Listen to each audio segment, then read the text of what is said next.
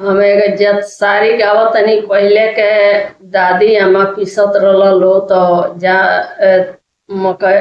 सतुआ आटा पीसत रहलो तो कौन गाना गावत रहलो एगो सास अपना पतोह से का कहतारी सब दिन सासु मोरा मुखवाना बोलली हो से अजुरे दिनवाना ए बहुआ कही बोलवली हो से अजुरे दिनवाना सब दिन सासु मोरे टूटहिया तरई दिहली हो कि अजू हो दिनवाना दिहली भसुर के से जियावा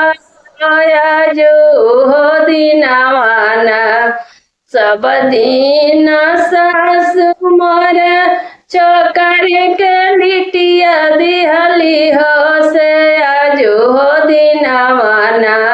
दिहली मछरिया भतवा हो से अजू हो दिनवाना खात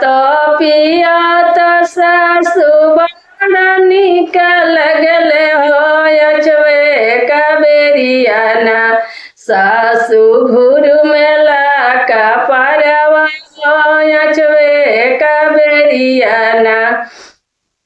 सब दिन सासु मोर टूटहिया तरई दिहली हो से अजू हो दिनवाना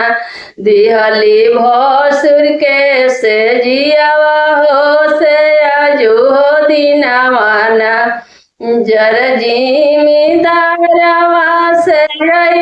पतरी बलमुआ हो से कहाँ बाड़ीना आमा पोतरी तिरियावा हो से कहाँ बाड़ीना तोरो तिरियावा बाबू जगली छिनरिया हो से सुतल बाड़ीना बबुआ भसुर का से जियावा हो से सुतल बाड़ीना देहु देहु आमा हो सोन मुठी छोड़िया हो से बन पैसिना आमा कटब